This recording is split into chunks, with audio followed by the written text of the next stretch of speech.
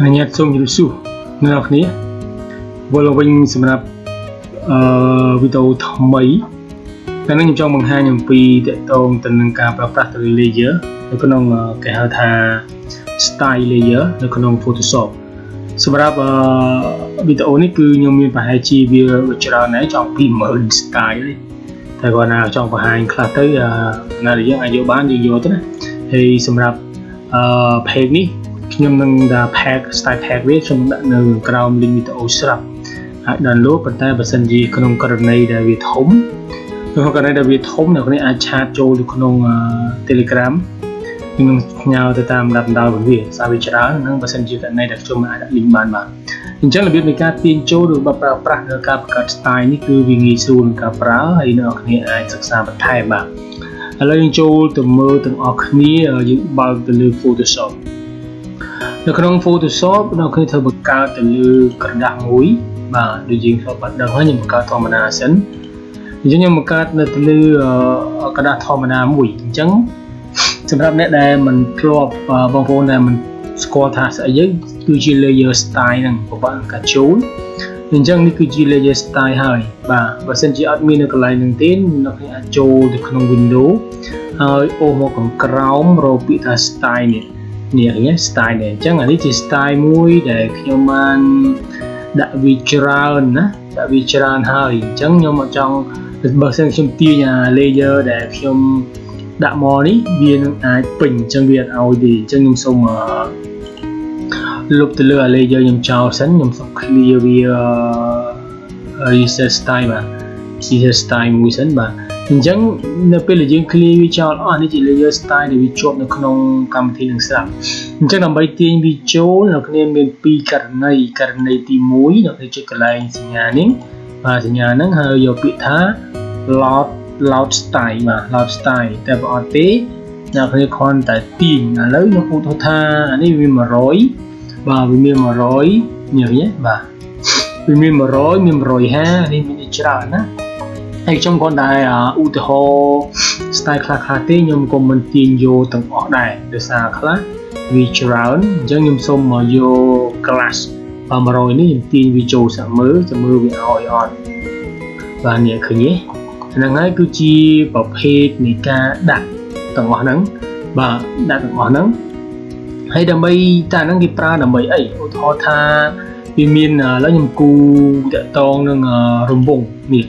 ខ្ញុំគូរង្វង់មួយក៏ប្រើនៅក្នុងហ្នឹងបានបាទខ្ញុំគូរង្វង់មកហើយខ្ញុំចុចលើវាហើយយើងអាចប្រើទៅលើ style នេះបាននេះឃើញទេអាហ្នឹងគេប្រើរង្វង់របៀបអញ្ចឹងណារបៀបអញ្ចឹងលើ style ហ្នឹងបាទឥឡូវខ្ញុំសូមអានេះអត់ស្អាតទេខ្ញុំសូម reset ថ្មីអញ្ចឹងខ្ញុំទៅយក style មួយទៀតបាទនេះ frame style យើងអាចទាញវាយកមកដាក់មកបាទនេះ frame style ហើយយើងអាចចុចមើលឃើញទេបាទហ្នឹងជា frame style មួយដែលយើងអាចប្រើក្នុងករណីហ្នឹងអាហ្នឹងបើសិនជាវាមិនស្អាតអីយើងអាច remove វាចោលបានណាហើយខ្ញុំអាចទៅយក tag មួយយកមកគូបាទ tag មួយនេះ tag មួយបាទខ្ញុំដាក់ជាងមកឧទាហរណ៍ថាខ្ញុំដាក់លេសូមលុបរូបហ្នឹងបាទលេ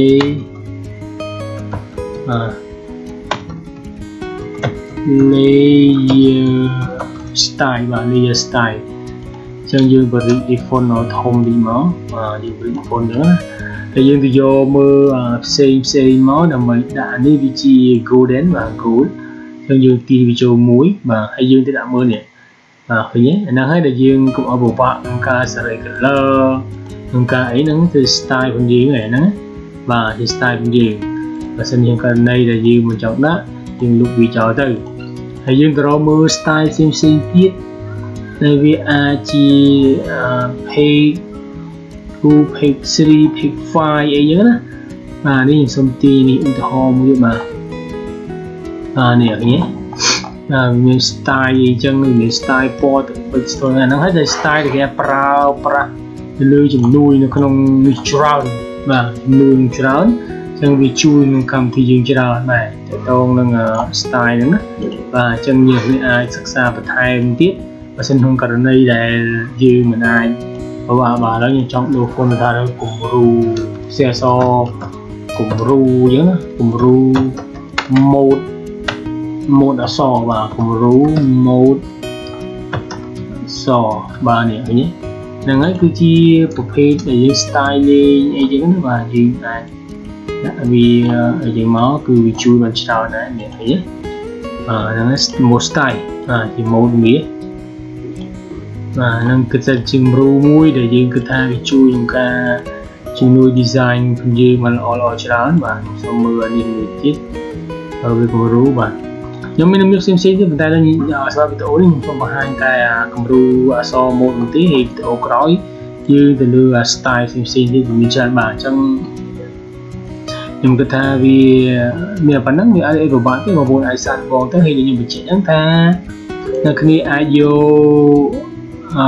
ទៅអស់ហ្នឹងអាចនៅក្រៅវីដេអូបើសិនជាករណីវិទូតែបឋមគឺអាចពិសេសទៅតាម Telegram ដែលខ្ញុំបានដាក់ link នៅក្នុង description បាទអញ្ចឹងជាមានប៉ុណ្ណឹងហើយជួបគ្នាសម្រាប់វីដេអូក្រោយទៀតបាទជូនពរសំណាងល្អៗ